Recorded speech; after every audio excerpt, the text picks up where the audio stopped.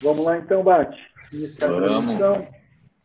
Pessoal, então, vamos dar início então à transmissão do caso clínico hoje, dia 23 de setembro. Frederico Moura, o Beto Batistella vai apresentar e eu vou fazer a moderação.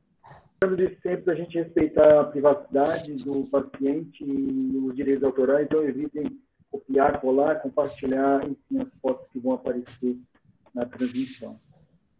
Bate, é todo seu. Ok. Então, o caso de hoje, o tema é o seguinte, a resposta está na pergunta. É claro, quando a gente chegar ao final do caso, vocês vão saber por que a resposta está na pergunta. Né? É uma paciente que chegou para mim no consultório, uma mulher de 40 anos de idade, cuja queixa principal era, e há 4 anos ela vinha apresentando embaçamentos visuais transitórios bilaterais. E até aquele momento ela não sabia por que aquilo preocupava muito ela. Né? E ela queria ela nunca teve uma resposta sobre aquilo. Esses embaçamentos, como eu falei, eles estavam ocorrendo já há 4 anos. Né? Ela falava assim para mim, olha, eu percebo esses embaçamentos quando eu me exercito, né? Mas não só exercício físico, quando eu faço alguma atividade que eu esteja em movimentação. Né? Então, por exemplo, exercício físico, algumas atividades domésticas, né? E ela não sabia exatamente o que relacionar aqui. Eu só sabia assim, olha, quando eu me mexo muito, às vezes eu mudo de postura, né? E aí a visão embaça, né? É uma coisa que não ocorria no trabalho dela. Eu trabalhava em ambiente de escritório, e no ambiente de escritório ela disse que se movimentava pouco, né? Muito pouco em relação ao que ela fazia nos exercícios físicos ou mesmo em outras atividades domésticas. E desde que ela passou a ter estes episódios, ela passou também a ter uma dificuldade um pouco para dirigir à noite. Ela falava, puxa, à noite está mais difícil de eu enxergar placas, né? Eu me sinto menos segura para guiar à noite. No início, quando começaram esses embaçamentos visuais, ela não sabia dizer, mas ela achava que talvez fosse só o olho direito, né? Mas ela não conseguia bater o martelo de que era só o olho direito. O que ela sempre sentiu mais é que cada vez que acontecia esse embaçamento transitório, o olho direito sempre foi o que embaçou mais. Tá? Mas ela não sabia se dizer se no começo era só o direito. De qualquer modo, isso, com o passar do tempo, ficou muito claro para ela que eram fenômenos bilaterais. Ela nunca chegou a testar um olho e outro, mas com os 2 olhos abertos, ela dizia o seguinte, olha, a visão fica bastante embaçada. Ela não perde totalmente, mas fica bastante embaçada. Né? E ela caracterizava isso como uma turvação visual difusa, como um embaçamento difuso. Ela dizia que ficava mais escuro, mas ela nunca chegou a perder completamente a visão. Tá? Não tinha fenômenos visuais positivos, não tinha flashes de luz, não tinha cintilações, e ela dizia que a duração média desse embaçamento era de 10, 15 minutos, às vezes um pouco mais, às vezes um pouco menos, isso sempre tinha uma certa variabilidade. Né? E sempre que melhorava por completo. Tá? Nunca teve, em associação com esses embaçamentos, dor ocular, nunca teve olho vermelho e nunca teve cefaleia, né, em nenhum desses momentos. Né?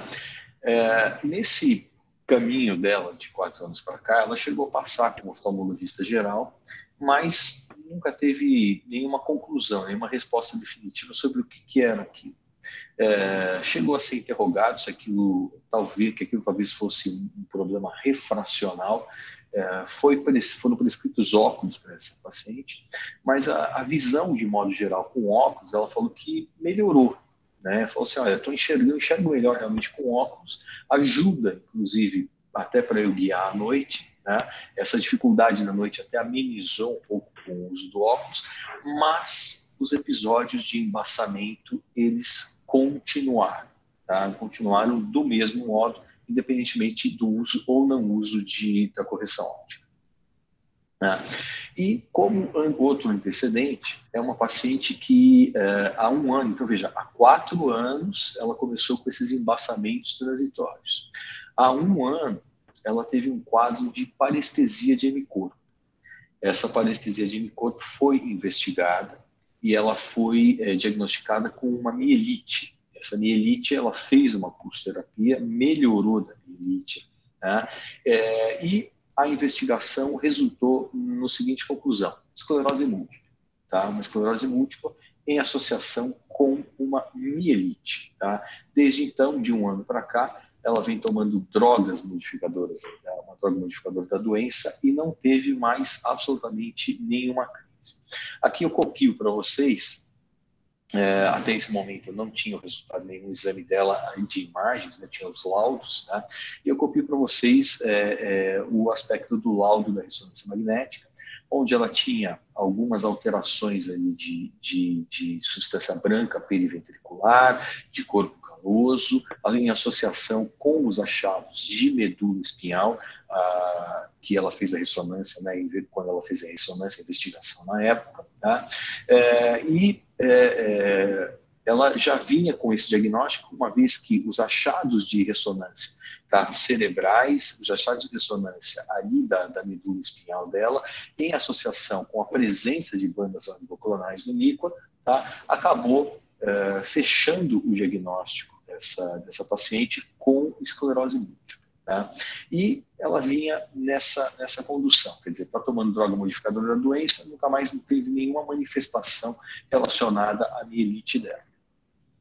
Então, em resumo, é uma paciente de 40 anos de idade, tá? É uma paciente que há 4 anos vem apresentando episódios de embaçamento visual transitório, que no início talvez fosse monocular, ela não consegue se recordar direito. Aliás, isso é uma coisa muito comum, quer dizer, quanto mais longe está a queixa do paciente, menos ele consegue se lembrar de detalhes, né? Mas que claramente depois se tornou uma situação binocular. Ocorrem momentos de atividade física, quando ela está mais agitada, com movimentação, talvez associado com mudança postural, né? Com durações de 10, 15 minutos mais ou menos, tá? E sempre indolor. Tá? E há 1 ano, essa paciente foi diagnosticada com uma mielite, foi diagnosticada com uma esclerose múltipla e em uso de droga modificadora da doença, e sem nenhuma outra manifestação desde então. E aqui a gente dá uma paradinha, né, Fred? Sim, vamos parar. Sim. Você está me ouvindo bem ou está com chiado aí? Tá com um leve chiado. Né? Mas a sua voz está boa. Fala aí, que o John estava falando aqui. Bom, hipótese. E aí, alguém tem alguma dúvida que assim, desse momento inicial, né? O João Charles já coloca aqui, ó, e o TOF. Tá? E o TOF, acho que está entre os diagnósticos diferenciais, João. Mas ela nunca teve neurite. Tá? O que a gente pode abrir uma paciente de 40 anos de idade com episódios de perda visual transitória bilateral? Lembre que é bilateral. Que duram 10 ou 15 minutos, né? Enxaqueca, ó. Enxaqueca também pode ser, ó. Matheus colocando aqui pra gente. Enxaqueca, porém sem dor, né? Será que é um equivalente só?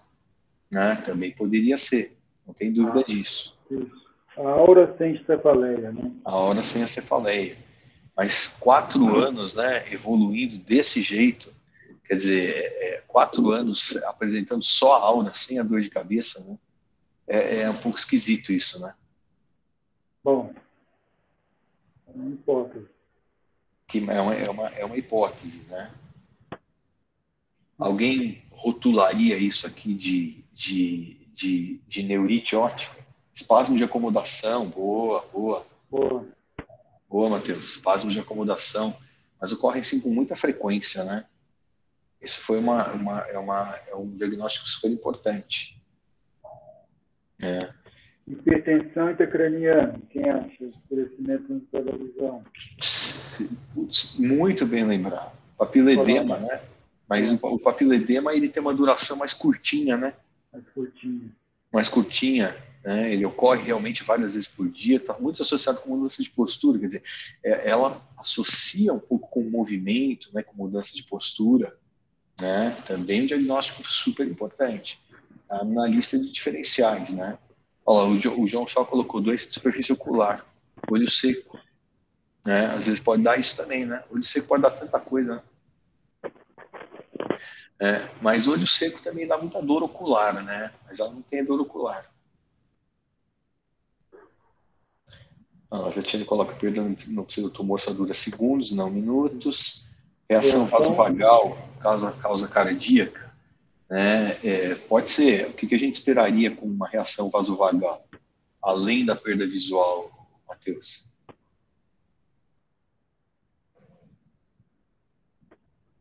Alteração vascular arterial, síncope, isso aí. Perfeito. Guilherme, perda transitória com duração de minutos, fala mais a favor de doença isquêmica do que hipertensão intracraniana. A duração de 4 anos sem outras alterações fala contra. Fala contra, é difícil, né? Difícil mesmo. Né? Síncope, vamos apresentar aqui, vamos colocar uma página a mais aqui para a gente ver alguns diagnósticos diferenciais, né? Então eu consegui pensar, tem uma aqui que eu não coloquei aqui, realmente que não me passou pela cabeça aqui quando estava montando a aula, hein? O espasmo de acomodação, super importante, hein? Né? Então, ó, o que vocês acham? Doença tromboembólica, carotídea cardíaca, ou hipercoagulabilidade, o que isso leva, né? Como é que chama isso? Né? A perda visual que dura, né? Um minutinho, 2 minutinhos às vezes e recupera em seguida. Como é que é o nome disso?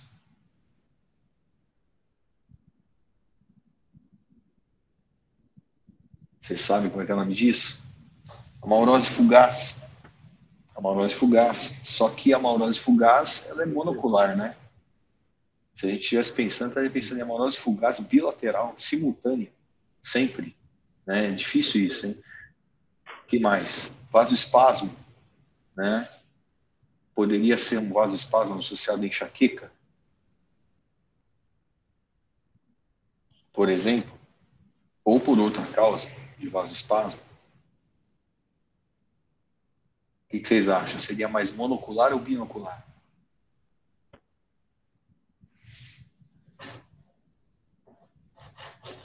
Vou colocar a apontadora laser aqui. Nós, os pacientes podem ter dificuldade de perceber se é monocular ou binocular, isso é verdade.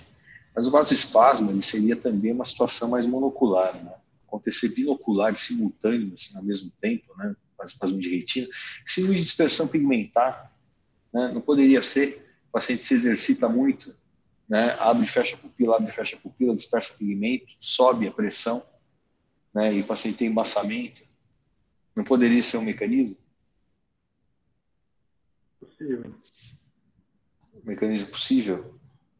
Tem algum glaucomatólogo aí? Na turma para explicar para a gente isso?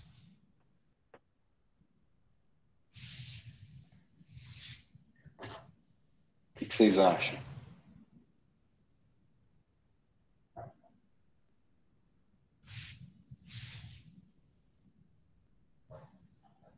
Hoje vocês estão mais contidos um pouquinho. Né? Assim, dispersão pigmentar poderia estar, né? Mas aqui, assim, binocular sem dor, né?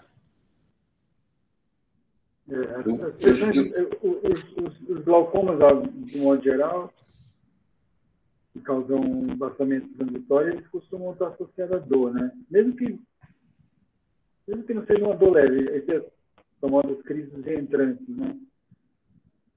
Enfim. E vem associado realmente à dor, né? Que a PIR sobe, né? O paciente tem dor. Fístula arteriovenosa e malformação arteriovenosa, né? Eventualmente por um fenômeno de roubo, né? Isso poderia também acontecer, né? Principalmente por uma malformação arteriovenosa, né? São malformações de alto fluxo e baixa resistência, né? Isso também poderia, associado um pouco à movimentação. Isso é um diagnóstico diferencial bastante importante, né? Aí, como o João falou lá no começo, né, o fenômeno de Uthoff, né, também é uma situação que pode ser, né, com movimentação, com calor, só que aqui nós estamos tratando de uma questão bilateral de uma paciente que nunca teve neurite, né, mas estaria também no diferencial, um diferencial importante, né. Então a gente está vendo aqui doença vascular tromboembólica, vasoespasmos, dispersão pigmentar, fístula, malformação, essas coisas poderiam até acontecer, mas com a presença de outros sintomas e geralmente são esperadas situações unilaterais, né? Que mais? Massas orbitais, né? Às vezes o paciente movimenta o olho, né? Algumas massas orbitais e dependendo da posição do olhar, ele pode ter uma perda visual, mas também, para a gente exercitar o raciocínio diagnóstico, seriam situações monoculares, né? A não ser que o paciente tivesse a mesma massa orbital nas duas órbitas, causando o problema. O que mais aqui, ó? Olho seco, né? O olho seco já foi falado, também poderia, às vezes provoca esses embaçamentos, né? Que são transitórios da visão. Mas, em geral, dura um pouquinho mais rápido, né? O paciente, às vezes, pisca, dá aquela melhorada, né? E vem uma dor ocular, às vezes, associada. Esse paciente não tinha nenhum sintoma de dor ocular, né? Que mais? Hipoperfusão, né? Hipoperfusão ocular e insuficiência vertebrobasilar. Como é que é a insuficiência vertebrobasilar? O que vem Quadro associar? clínico. Deixa eu voltar um pouco aqui as massas orbitais. Meningioma, né, que todos eles causam a amaurose, gaze-evoked amaurose, né? O meningioma e o hemangioma. Eu estou falando que eu já vi esses casos, embora não seja incomum, isso acontece, entende? E é importante ficar atento, porque como é um sintoma pouco conhecido, as pessoas às vezes ficam procurando as amauroses fugaz. Eu já tive um paciente assim, de verem que tem uma massa orbitária, mas não considerarem que a causa da amaurose é a massa orbitária. Enfim, só queria ressaltar isso. Mas volta lá, Bate, insuficiência vértebro-basilar. Insuficiência vertebrobasilar, ó, aqui, ó, o Matheus colocou vertigem, nistagmo, ataxia, pode acontecer, né? Porque você não tem só perda visual, né? Você tem uma insuficiência ali vertebrobasilar, você tem perda de força, né?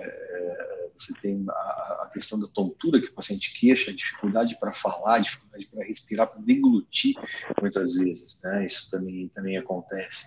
Tá, aqui mais, ó, anomalias congênitas do disco óptico, né? Quem tá fazendo o nosso curso, que viu as nossas aulas de anomalia congênita, tá, sabe que algumas anomalias congênitas escavadas, elas podem ter musculatura lisa, né? E elas podem, essa musculatura lisa pode contrair e isso provoca perda transitória de visão, né? Então, também é um diagnóstico diferencial bastante importante, né? Epilepsia, né? Pode ser, mas a epilepsia é uma situação que geralmente vem com fenômenos visuais positivos associados, né? E depois a crise, muitas vezes, em muitas situações, acaba generalizando, o paciente realmente tem o quadro clínico de uma crise mesmo, né, epilética, né? Enxaqueca é uma coisa que cabe bem aqui, não cabe? né? Quer dizer, olhando pelo sintoma da perda visual, né? Olhando pelo sintoma da perda visual, né? Mas como é que é? O que vocês esperariam também numa crise de enxaqueca?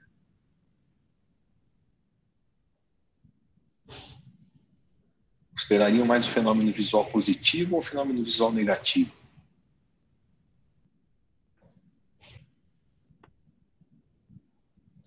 Geralmente é mais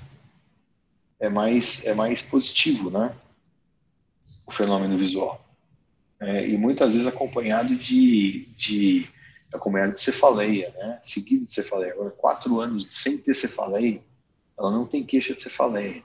Mas ela caracterizou a visão, se era fenômeno positivo ou negativo? Eu perguntei no comecinho, quando a gente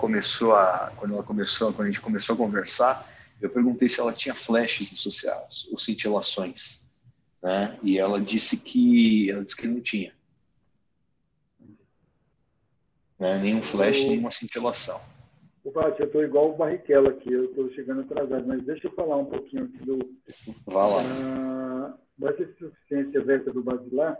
Vale ressaltar que quando você tem a maurose fugaz secundária associada às obstruções carotídeas, normalmente é unilateral, como você falou.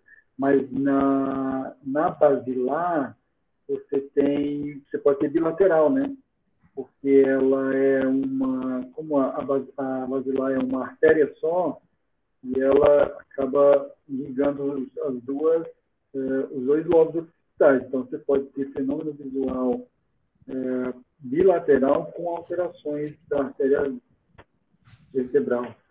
Só para ressaltar isso, uma coisa importante que você colocou, né? Super, super importante. E com sintomas de insuficiência, de alteração de tronco cerebral também. Edema de disco, né? Já foi falado aqui o papiledema, né? O papiledema é super importante, um diagnóstico diferencial. Mas aí o papiledema, ele geralmente a perda visual dura segundinhos, né? Ela dura segundinhos e ela recupera em seguida. E é difícil, né, Fred? Você que vê também bastante hipertensão craniana, né, no papiledema, o papiledema persistir por 40 anos, por 4 anos, né? Não, é demais. Não diagnosticado, sem outra manifestação visual, não, sem perda, né? Dificilmente, né? É demais. Dificilmente. Dificilmente. Tem que ter edema, né? E primeiro que tem que ter edema, né? Isso é importante porque senão a gente fica achando que o escurecimento eventual da visão na hipertensão intracraniana pode ocorrer em qualquer paciente, né? Precisa ter o papiledema, né? E assim, tem descrito na literatura que os pacientes que têm mais escurecimento transitório são os que têm os edemas mais exuberantes. Ou seja, eu estou querendo dizer que clinicamente seria mais fácil de diagnosticar. Então, 4 anos com edema sem ninguém ver, demais. Eu já tinha passado com um colega oftalmo, né? Então, mas enfim, é um diferencial. E por último aqui, deixo aqui, não escrevi, mas acrescento o espasmo de acomodação, né, que alguém colocou aí, né? O espasmo de acomodação, mas ocorrendo assim várias vezes por dia. Geralmente você não esperaria nessa situação de o paciente se movimentando, na verdade, sem estar tentando usar, vamos dizer assim, acomodação visual, né? E aí você teria uma queixa também de embaçamento, também mais para longe, menos para perto. Você teria diplopia associada, né? O que essa paciente, pelo menos até aqui, não se queixou, né? Então, o espasmo de acomodação também foi muito bem lembrado aqui, um diagnóstico diferencial importante. Tá? E, por último, neurite. Essa paciente, lembra que essa paciente tem um antecedente aí de esclerose múltipla, diagnosticada a partir de uma mielite. Né? Vocês acham que esses episódios poderiam representar alguma forma de neurite óptica? Neurite óptica aguda, né? Neurite óptica aguda? Neurite óptica, não sequela, né? Uma boa pergunta. Uma neurite óptica recorrente. Uma neurite óptica recorrente, sempre com a visão oscilando, assim, 15 minutos perde e vai sempre assim? A Tati colocou que acho que não. É improvável, é improvável. Né? Então, vamos seguir. Vamos seguir. Tá? Então, ó, o exame clínico dessa paciente. Tá? Melhora a acuidade visual, 20/20 nos dois olhos. Tá? O direito, menos 1,25 de miopia e o esquerdo plano. Motilidade ocular sem alterações. Reflexos pupilares sem alterações. Visão de cores normal nos dois olhos. O exame das órbitas normal nos dois olhos. A biomicroscopia de segmento anterior normal. Tá? E o fundo de olho também absolutamente normal. Aqui, olha, eu mostro aqui para vocês, né, o campo, a retinografia e o OCT que essa paciente fez. Alguém quer comentar alguma coisa dessas imagens?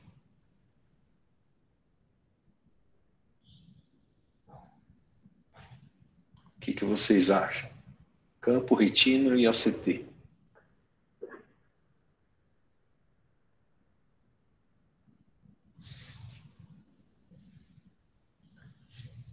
Alguém vê alguma alteração? Alguém quer chamar atenção para alguma coisa?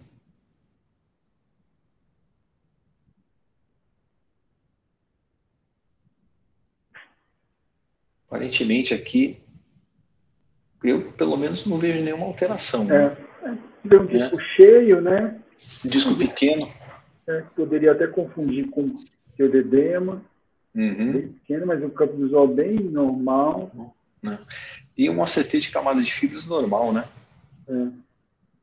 Mesmo olhando no gráfico, porque às vezes você pode ter umas perdas bem localizadas que não aparecem no gráfico de pista, né, os circulares. Mas mesmo no gráfico linear aqui, você não consegue ver, está tudo verdinho, tudo dentro do campo verde. Tudo dentro verdinho. É bem normal mesmo. Bem normal, né? Bom. Contra neurite, contra neuropatias ópticas, né, edema, enfim. Exatamente. Né? E agora? Né? O que a gente vai fazer? O que você sugere que a gente faça com essa paciente? Bom, nessa hora é aquela hora que a maioria dos colegas, inclusive nós, né? A gente não é tanto, não. Diferente é que a gente se controla, mas que a maioria dos colegas pensariam que seria a causa uma queixa funcional, ou seja, não orgânica, né? Muito comum. Porque tem uma coisa que eu comecei enfim, me corrija se você não concordar, mas os exames objetivos, eu sei que são muito importantes, mas às vezes as pessoas se apegam muito a eles de forma absoluta. Por exemplo, ressonância normal. Então, já disse que a causa é funcional, né? Ou seja, não é orgânica. Já pede para ir psiquiatra, enfim. Aí vem um OCT desse normal, aí já fala disso também, que não tem alteração do nervo óptico ou da retina, né? Aqui você não está mostrando da retina, mas enfim. Então se apega muito a isso, né? Retina estava normal. Okay. Não coloquei aqui, mas estava normal. A Marina perguntou uma coisa aqui, Bate. Os vasos além da região peripapilar estão preservados? Sim, estão preservados, Marina. Por que, Marina? Você está pensando em quê? Tratamento?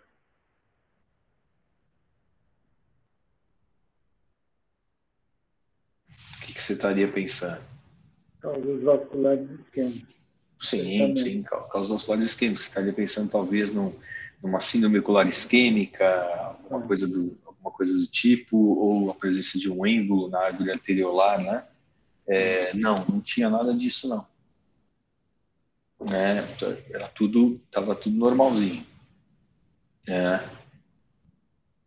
Então, olha, paciente de 40 anos de idade, né, perdas visuais bilaterais. No começo, como eu falei, era mais difícil, ela não sabia se caracterizar se era só o olho direito. Parecia que não, né, mas ela não conseguia dar uma certeza nisso. Mas em seguida, essas coisas se tornaram assim, bilaterais, né? Ela falava assim, ela nunca testou cada um dos olhos, porém, na percepção dela, quando embaçava, embaçava tudo, né? E por causa disso, ela falava, olha, para mim são os dois olhos, sempre os dois olhos,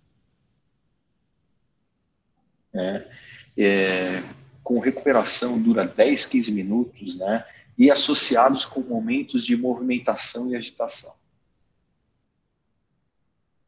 Então, o que fazer, o que pensar, né? Então, assim, sempre assim, uma dica muito importante, né, que eu dou para vocês, que perda visual transitória, a maioria da boa parte das vezes, você não encontra, você tem um exame normal, um exame clínico normal, tá? E você tem o dado de história, porque depois que passou a perda visual, você não vai encontrar mais nada no exame muitas vezes. Então, é extremamente importante, tá? Tirar uma boa história, você se atentar a cada pequeno detalhe da história, porque é no detalhe que muitas vezes você consegue esclarecer a causa de uma perda visual transitória. Então, uma coisa que eu já disse para vocês, tá? O segredo está na história dessas perdas visuais transitórias. Então, pequenos detalhes, os menores detalhes são os mais importantes, né? Então, assim, a gente já pensou ali em uma série de diferenciais, né? Mas, assim, não me parece que encaixou tão bem em cada um deles, né? Então, o que eu sugeriria fazer? Tinha algo na manifestação clínica sistêmica junto com a perda visual? Tá? Não tinha, não tinha, né? Então, o que eu sugiro para vocês nessa situação, tá? Antes de começar a pedir muitos exames, depois a gente pode até se atrapalhar com tanto exame, que às vezes a gente tenta pedir, tá? É o seguinte, tá? Qual que é o próximo passo, então? Lembra, o segredo está na história. Eu vou pedir mais exames, tá? Ou eu vou fazer mais perguntas para o paciente? Que vocês fariam?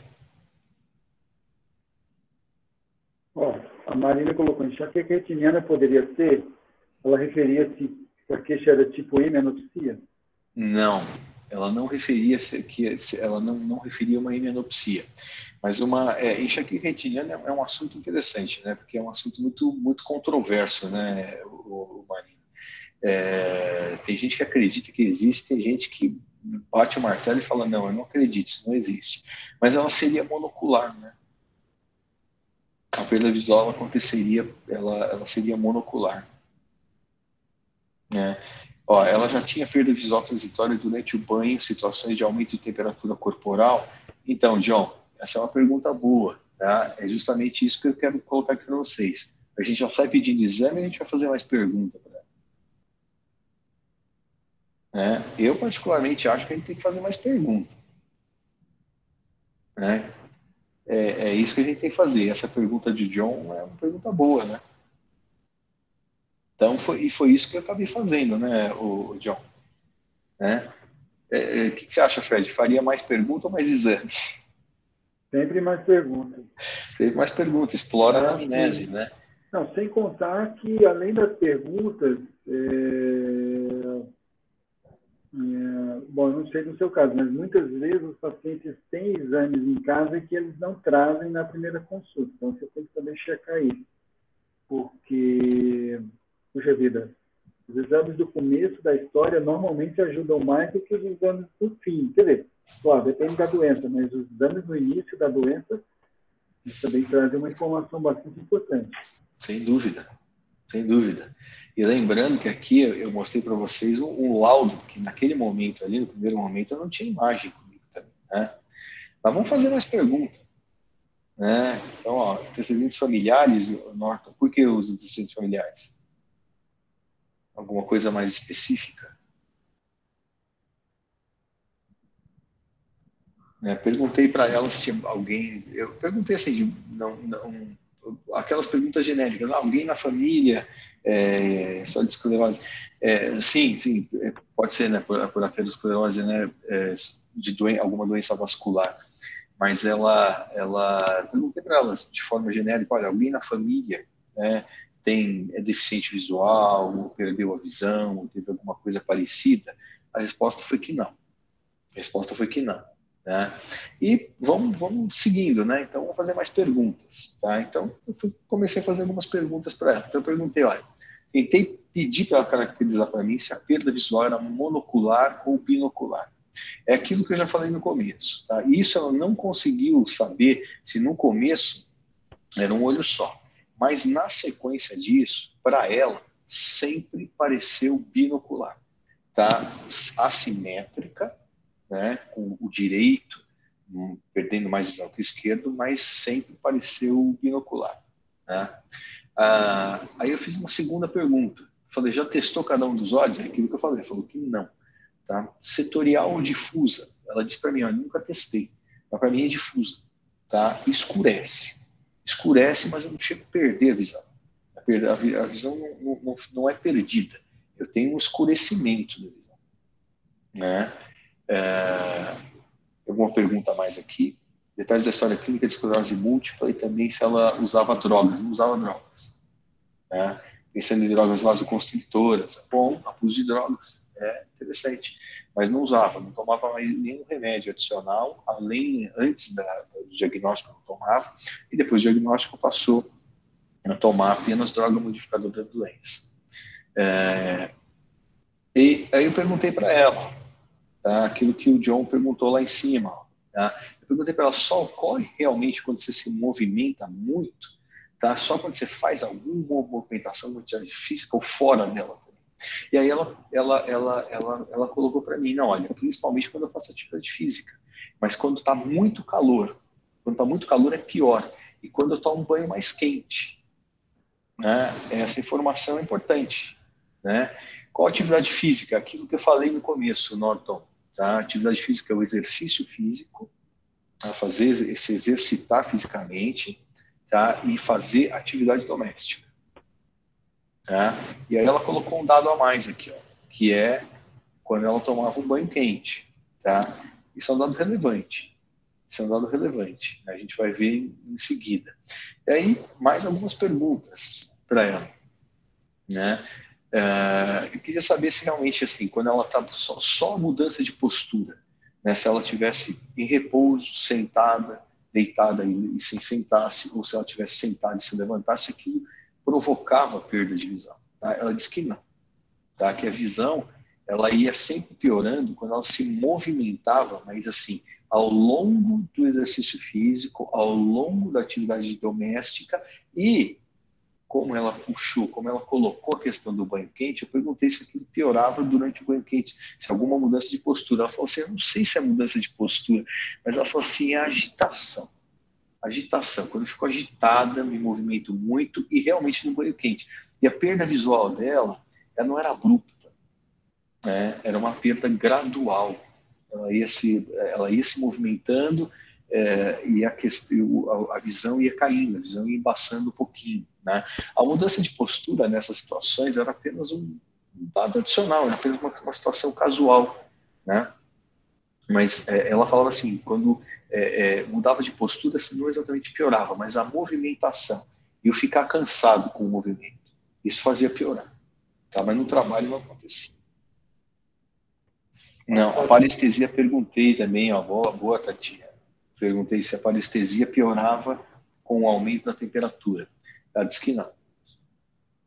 Tá? Ela não tinha nenhuma manifestação sistêmica associada com essa manifestação visual. E eu perguntei o que ela fazia para melhorar. Né? Se ela tinha alguma coisa alguma atitude específica. Ela disse para mim simplesmente, olha, não, eu simplesmente paro.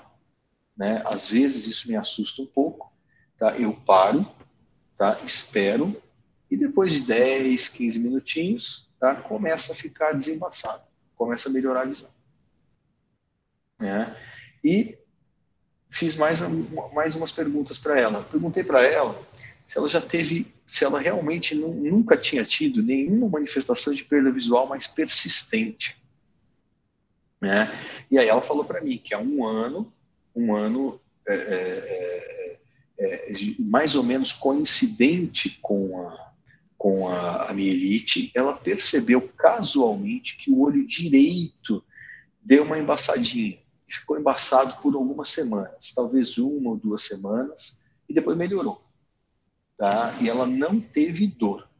Tá? Mas ela não se preocupou com aquilo não chegou a preocupá-la muito, não, porque ela disse que o embaçamento foi muito leve, uma coisa muito discreta, tá? E que passou rapidamente. Né? E uma última pergunta aqui que eu fiz para ela, né, importante para aquilo que a gente está pensando de insuficiência vertebrovascular, se ela tinha vertigem, se ela tinha perda de força, dificuldade para falar, dificuldade para andar, né, durante, ou diplopia, né, não coloquei aqui, mas perguntei se ela tinha diplopia durante o embaçamento visual. Ela disse que não. Né? Então, o que a gente, dessas perguntas, o que vocês acham que é bastante importante aqui?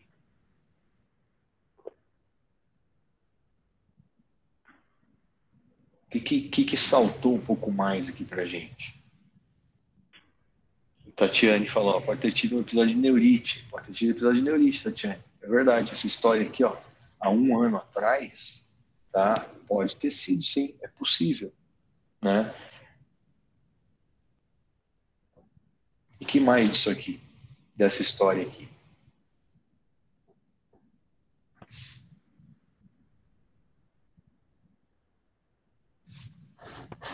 Isso aqui, ó.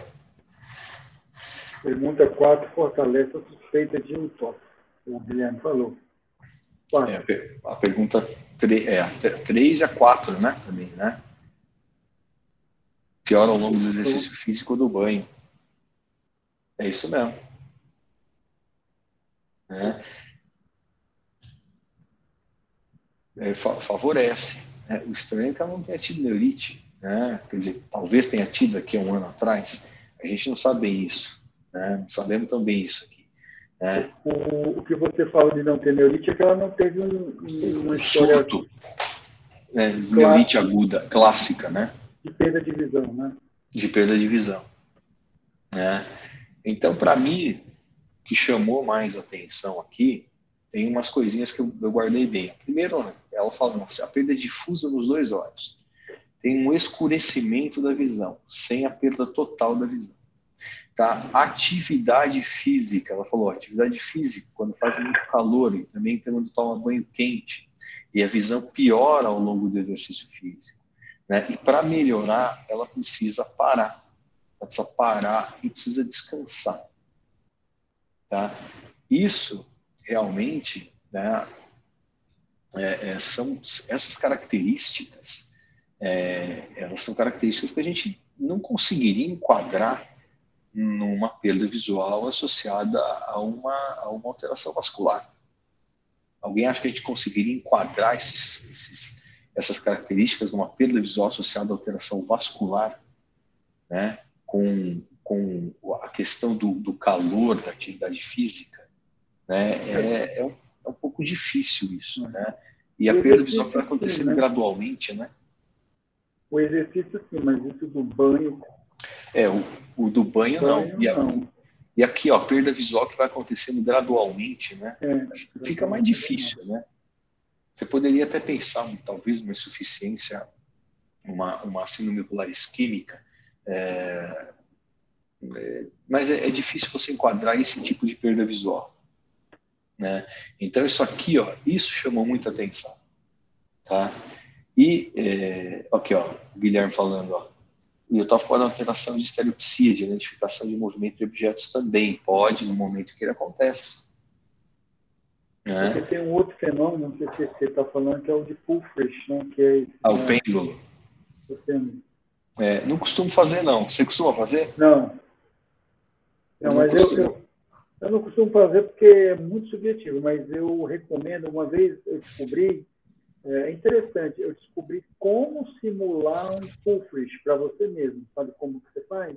Como? Você pega, porque hoje em dia não tem muito, né? Mas lembra daqueles filme de fotografia de antigamente, da década de 90? A gente revelava? Sim.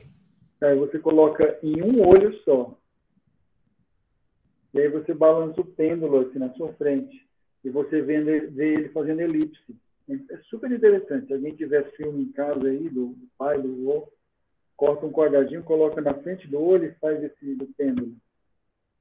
Na verdade, é interessante. E esse filtro diminui a aferência, né? Eu vou fazer isso aí. É, é super interessante. Eu já fiz há muito tempo atrás. Bem interessante. Enfim. Bom, enfim, isso me chamou a atenção, como chamou a atenção de vocês aí, e, claro, me vem à cabeça aí o TOF, né? Então, e aí, o que é o fenômeno de Yutoff? Só para a gente dar uma recordadinha, né? É uma piora transitória da função neurológica que acontece em pacientes com esclerose múltipla, mas não só, mas exclusivo da esclerose múltipla, devido ao aumento da temperatura corporal, né? Dura poucos minutinhos, às vezes algumas horas, pode até durar algumas horas, e à medida que a temperatura ela reduz, a temperatura central volta para o normal, ele acaba melhorando, né? Acontece em 60%, 80% dos pacientes, mais ou menos, e dura até 20 anos. Pode de 1 a 20 anos os pacientes relatam que tem. E o sintoma, assim, como eu falei, é característico, mas não exclusivo da EE, tá? E ocorre, tá, em função de uma remielinização anômala dos axônios afetados durante o surto, e ocorre em estruturas que foram acometidas na doença, tá? Então, veja, pensando, né, nesse fenômeno, nesse tipo de perda visual, tá? Isso, assim, é claro, a gente vai sempre lembrar dessa lista de diferenciais. Tá? Isso aqui a gente nunca deve esquecer. Tá? Mas acaba ficando mais para baixo. Doença vascular, espasmo, dispersão pigmentar, fístula, malformação, iotofica, né? As massas orbitais saem, né? Até porque na própria ressonância não tinha alteração, não tinha lesão expansiva, não tinha nada que indicasse algum tipo de malformação ou massa cerebral ou orbital. Olho seco, hipoperfusão, né, insuficiência vértebro-basilar, anomalia congênita do disco, o paciente não tem nenhuma alteração do disco. Né? Epilepsia também não, enxaqueca, né, dificilmente ia se manifestar todo esse tempo, durante todo esse tempo, com esse tipo de fenômeno visual, sem ser positivo e sem a presença de cefaleia. Edema do disco, ela não tinha, tá? E neurite, não é. Tá? Então, assim, parece muito o fenômeno de Toff. Né? Agora, ocorre em estruturas que foram acometidas pela doença. Aí a pergunta, mas a paciente nunca teve neurite. E agora? O que eu vou fazer?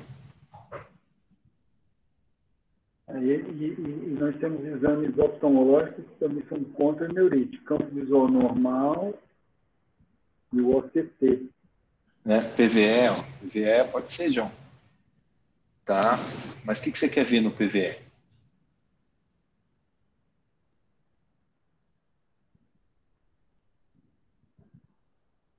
Se tem atraso de latência, se tem alguma indicação de que ela possa ter tido uma fricção do nervo óptico. É isso aí, tá válido. Né? Mas tem até alguma coisinha, então, olha, o que eu vou querer ver, tá? Então, na verdade, né? Eu quero saber, tá? Se ela pode ter tido uma neurite subclínica, tá? Se vocês pegarem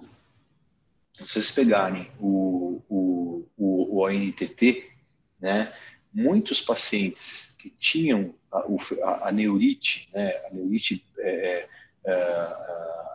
plena, né? Vamos dizer, chamar assim, vamos dizer, num dos olhos, tá? O olho contralateral também tinha alguma alteração, muitas vezes de defeito de campo ou uma pequena alteração de acuidade visual.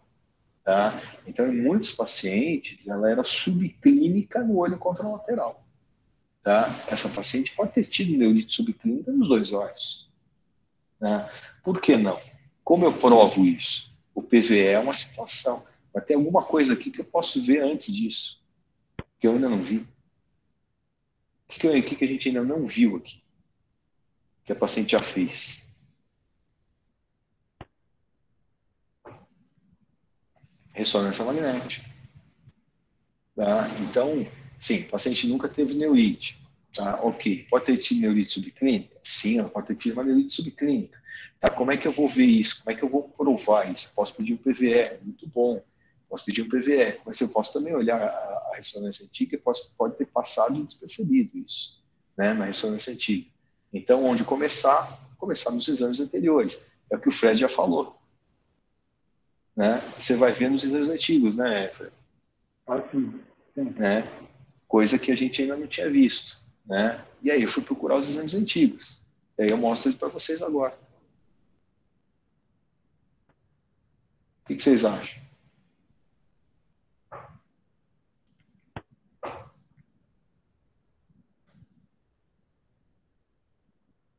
Alguém dá um palpite aqui?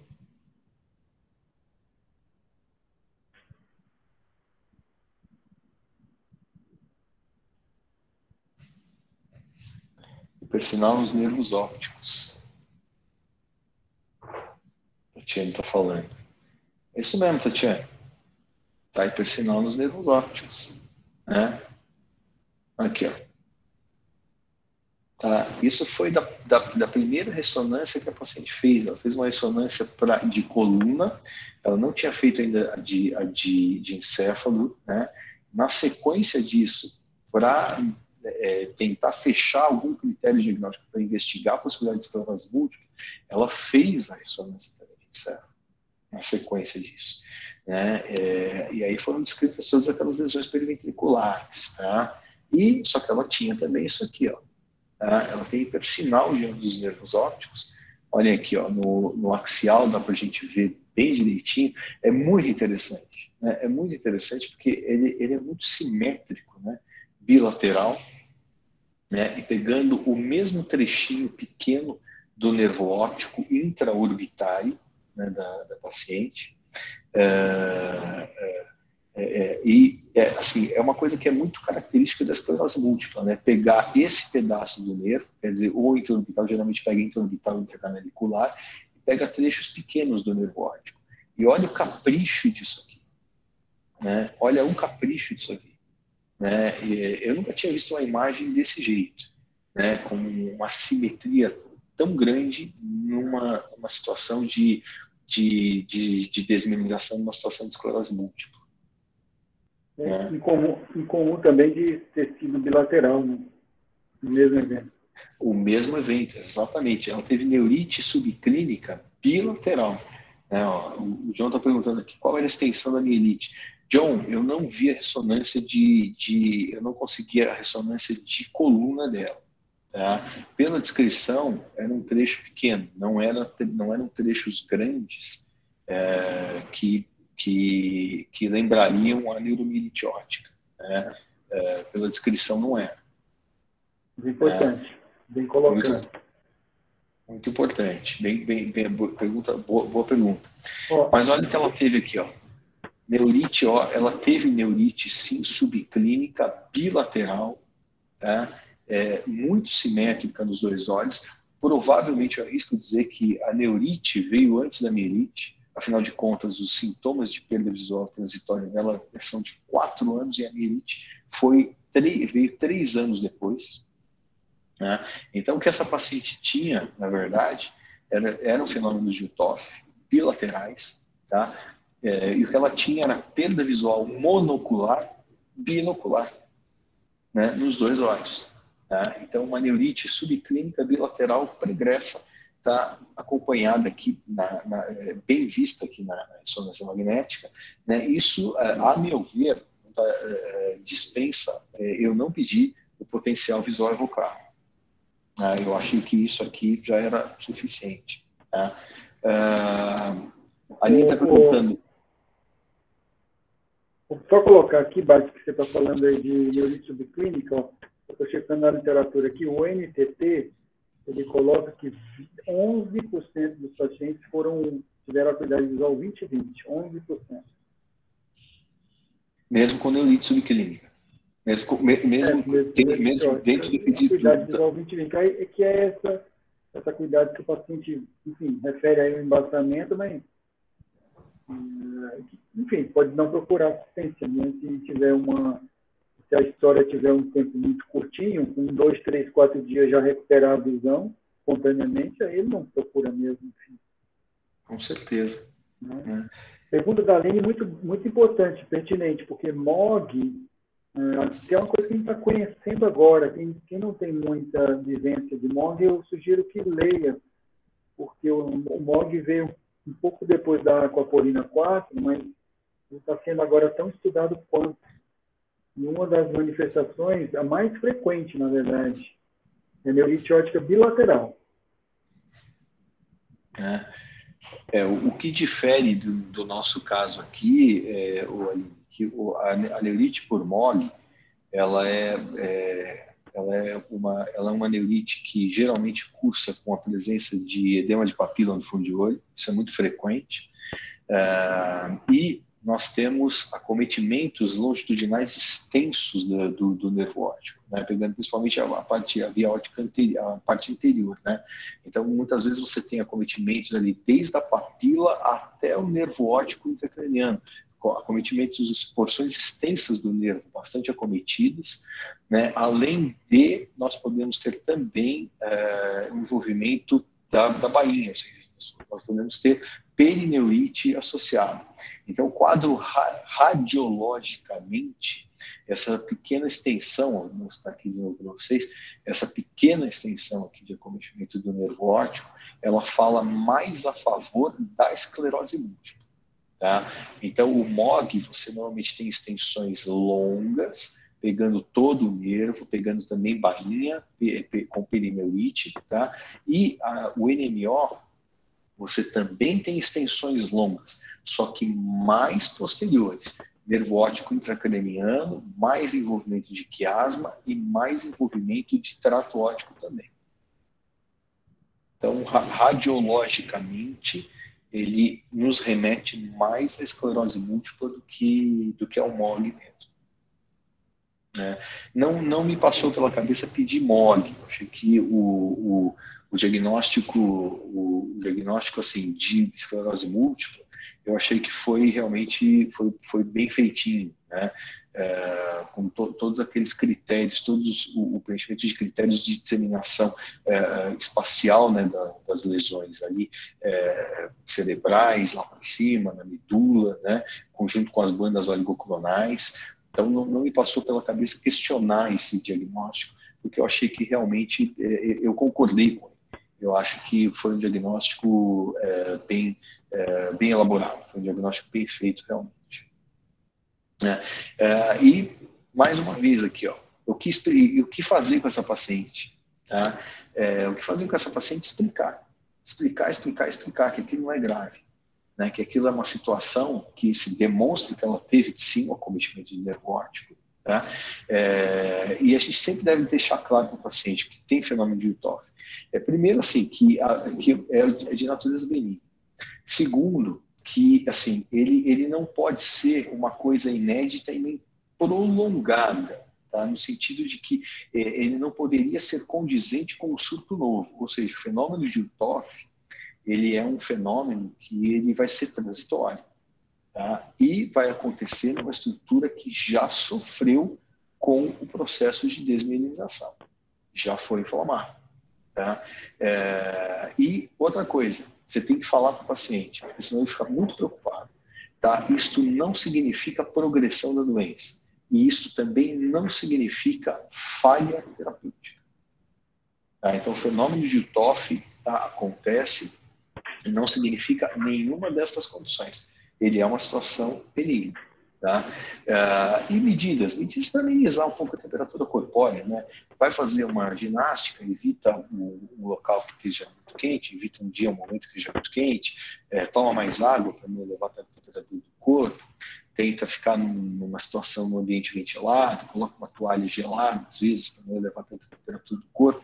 Na hora do banho, não toma um banho muito quente. Né? Então, essas são as condições. Você vê que um caso bastante interessante, né? Porque eu nunca peguei um caso assim.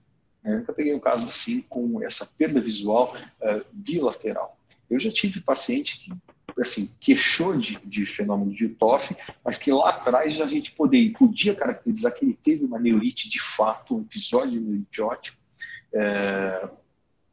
naquele olho, né? Mas que passou, assim, não foi diagnosticado. Né? Agora, essa paciente ela não teve nenhum episódio de neurite óptica, ela teve realmente neurite subclínica, bilateral, simultânea, quer dizer, não sei se foi simultânea, mas bilateral quer dizer simétrica, né? Muito simétrica, inclusive visto na ressonância magnética. Né?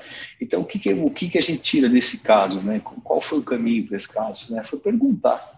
Né, como toda perda visual transitória. A gente chegou no diagnóstico perguntando do paciente. Né? E a pergunta mais importante de todas, na verdade, foi ela que me fez em determinado momento. Ela falou assim, olha, depois que surgiu, a gente começou a conversar bastante, ela, por que quando eu me exercito tomo banho quente minha visão embaça? Né? Por isso que a resposta está na pergunta. Está na pergunta dela e nas perguntas que a gente fez. Né?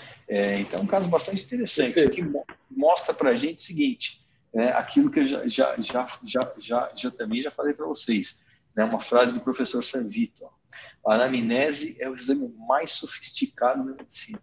E uma outra que é do Reut: 90% da neuroftalmologia clínica consiste na obtenção de uma história. Então, tentem nunca esquecer isso, tá? E converse com o paciente.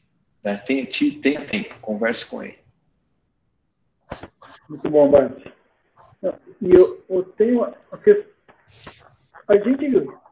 esse caso veio ilustrar o que a gente vem falando desde o início do ano passado, quando a gente começou a fazer essa discussão de caso. A gente ia tentar trazer o caso da forma mais real possível. O grande problema do ensino médico, de um modo geral, inclusive da oftalmologia, que é o que é a nossa área, mas, enfim, na neurologia também, porque eu queira ou não, eu acabo participando um pouco nesse sentido, nós todos, é que muitas vezes a gente não gasta tanta energia em mostrar como fazer a anamnese, porque nas discussões de caso, o colega que vai apresentar, ele normalmente metaboliza muito essa informação. Às vezes ele dá uma escondida para não mostrar o caso, para não facilitar a detecção do caso, ou então ele às vezes até confunde sem querer, deixa até mais confusa da forma que ele coloca no slide. Eu, sinceramente, eu acho que a melhor forma é você contar exatamente como aconteceu. Então, na sequência, e respeitando exatamente as suas perguntas e as respostas do paciente. E também colocando as dificuldades que você teve na hora, enfim, da anamnese e do exame físico. Quando você coloca isso, por que eu estou falando isso? Porque eu faço isso, você faz, Bart. Eu revivo muitas vezes os casos que eu já vi. Por isso que eu consigo dar diagnóstico muitas vezes. Porque como eu revivo frequentemente os casos que eu já tive, quando o paciente vem comigo, ele começa a contar, rapidamente eu vou lembrando de situações similares.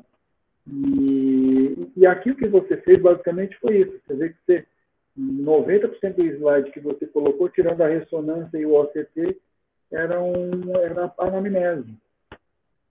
Era a anamnese. Então, isso que você fez, que a gente mostra aqui, é uma coisa que, nas discussões de caso, se você vai falar e vai fazer assim, muitas vezes o seu caso sai como se não tivesse sido um bom caso. Infelizmente. Aqui não. Muito bom. Bacana. Muito bom. Pessoal, perguntas? Acho que é isso, então. Bate, muito bom, então, o caso. Então é isso. Mais uma vez uma neurite. Dessa vez foi, hein? Dessa vez foi. A gente evita trazer neurite, né? Não fica trazendo as coisas cabeludas, não, pelo amor de Deus. O João colocou um link aqui pro fenômeno de TOF 125. Esse artigo é bom. Leiam que é bacana. Né? Eles falam que, inclusive, não sei se é nesse artigo aqui, que tinha o teste, né, o teste do banho quente, né, quando tinham poucos recursos para fazer diagnóstico de esclerose múltipla, fazia o teste do banho quente, porque aqui a gente está falando de fenômeno de Uthoff visual, né? Mas o fenômeno de Uthoff, bem lembrado pelo João, ele também pode acontecer com a parte neurológica, né? Então, o paciente era submetido a um banho quente. Se piorasse a função neurológica dele, isso era um dos critérios usados para fazer diagnóstico de esclerose múltipla. Muito bom. Esse artigo é bem legal, João. Bacana. Eu estou salvando aqui. Muito bom, John. Bom, Bate, mais alguma coisa então aí? Só agradecer. Muito obrigado. Beleza. Pessoal, então é isso. Mais uma vez, obrigado pela presença. E, bom, quem quiser rever, se alguém perdeu aí o início, enfim, a gente vai depois disponibilizar no YouTube. E lembrando novamente para evitar compartilhar as imagens, enfim, usar essas imagens em outras aulas com direitos, privacidade do paciente e direitos autorais. Então, tá bom, Bate, obrigado mais uma vez. Um abraço, uma boa noite. Boa noite. Tchau. Obrigado, pessoal. Um abraço.